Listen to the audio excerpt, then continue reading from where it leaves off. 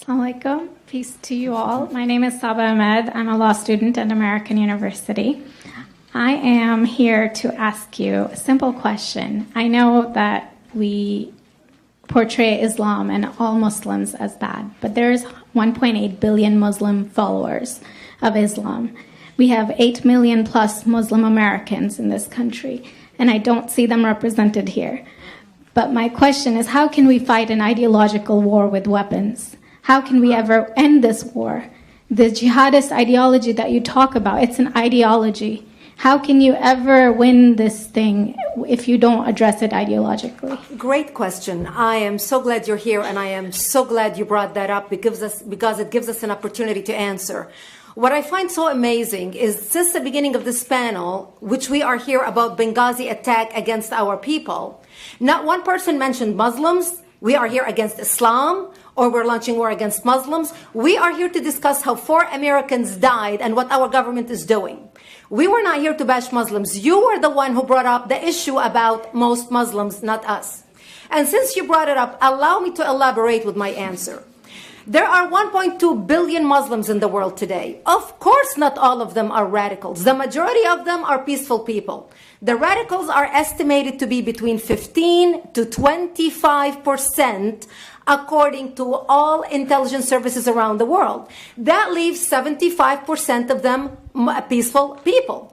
But when you look at 15 to 25% of the world Muslim population, you're looking at 180 million to 300 million people dedicated to the destruction of Western civilization. That is as big of the United States. So why should we worry about the radicals, 15 to 25%?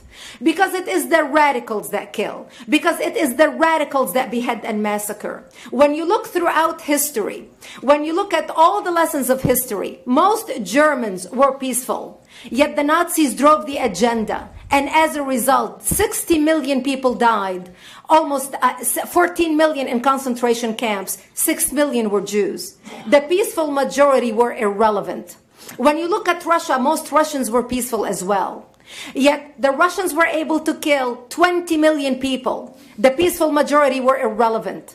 When you look at China, for example, most Chinese were peaceful as well. Yet the Chinese were able to kill 70 million people. The peaceful majority were irrelevant. When you look at Japan prior to World War II, most Japanese were peaceful as well. Yet Japan was able to butcher its way across Southeast Asia, killing 12 million people, mostly killed with bayonets and shovels. The peaceful majority were irrelevant. On September 11th in the United States, we had 2.3 million Arab Muslims living in the United States. It took 19 hijackers, 19 radicals to bring America down to its knees, destroy the World Trade Center, attack the Pentagon, and kill almost 3,000 Americans that day. The peaceful majority were irrelevant.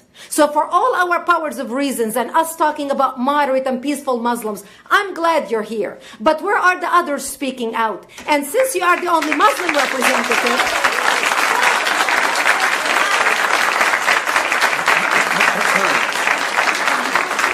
applause till the end.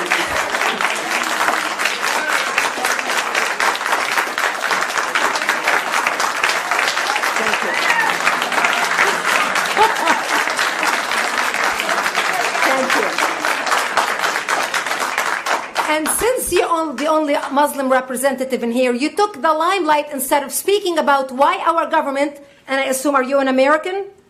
You're an American citizen. So as an American citizen, you sat in this room and instead of standing up and saying a question or asking something about our 4 Americans that died and what our government is doing to correct the problem, you stood there to make a point about peaceful, moderate Muslims. I wish you brought 10 with you to question about how we can hold our government responsible. It is time we take political correctness and throw it in the garbage where it belongs and stop calling it